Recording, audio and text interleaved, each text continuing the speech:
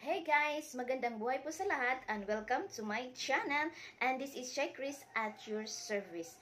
So for today's video guys, we're talking about surviving pensioner or spouse surviving pensioner sa SSS and how to comply ako.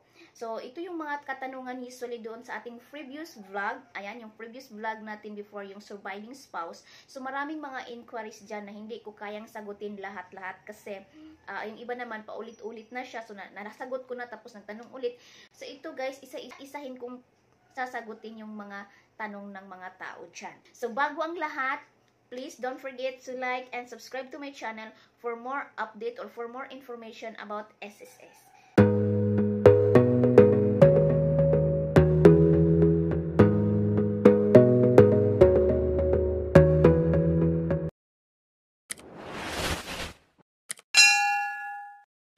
So ito na nga guys yung ating mga katanungan. Maraming mga nagtatanong doon sa ating comment sections kung iba-ibang mga kaso.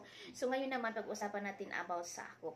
So yung mga requirements po sa pag-comply ng AKOP is kailangan po natin ng valid ID. Ayan, syempre identification card.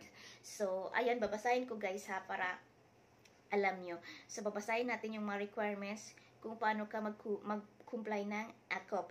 So, requirements include a Jolia Accomplished AKOP form. Siyempre, kailangan mo ng form, AKOP form. So, kukuha ka dyan doon sa SSS branch. Ayan, isa yun sa mga requirements. Alangan naman no, hindi ka mag-fill up ng form. So, and then, one or primary to secondary identification cards. A half-body photo that shows the beneficiary holding a current newspaper or with television news as background wherein the news, headline, and date are visible. So, ito talaga yung ginawa ng aking biyanan guys nang nag-comply siya ng AKOP. Akala ko kasi hindi to siya totoo kasi nababasa ko lang siya ba. So, yun pala talaga ang kailangan, no? Na yung hahawak ka ng newspaper, ayan, doon sa gilid ng television, di ba doon sa Magandang Umaga Bayan, doon sa kabilang station, mayroong date sa gilid at saka oras. So, doon ka guys, magpipicture, hawak mo yung newspaper, magpipicture ka doon.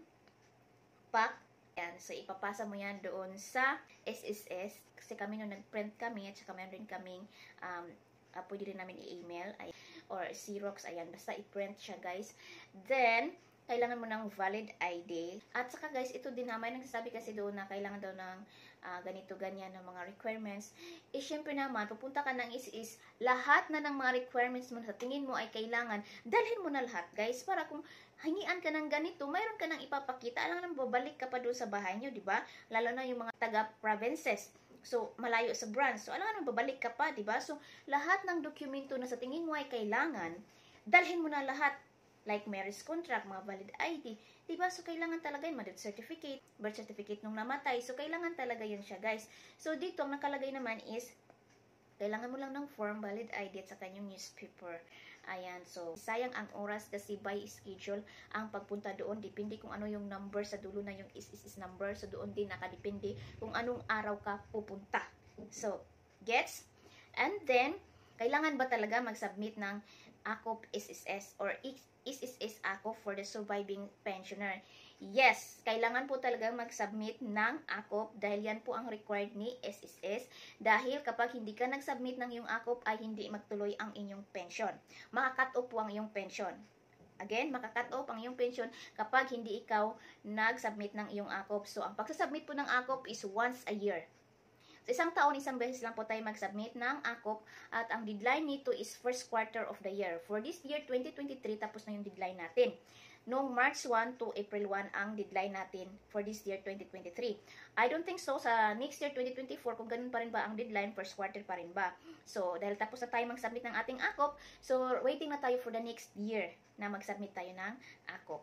So, yun po guys ang ating sagot doon sa tatlong katanungan na nandoon sa comment section natin sa previous vlog ko na surviving spouse. Ayan. Una, kung paano mag-submit, anong mga dokumentong ipapasa. Pangalawa, kailangan ba talaga natin mag-submit? Ayan, nasagot ko na. At pangatlo, kailan ang deadline ng pagsasubmit? Ayan. So, sana po guys ay nagets nyo yung aking sinasabi. So, yung mga iba namang comments doon na mga case o mga concern nila, sa next vlog ko na po yun i-discuss guys para hindi siya ganun kahaba. Ayan, para ma-address talaga natin kung ano talaga yung kailangan mong malaman.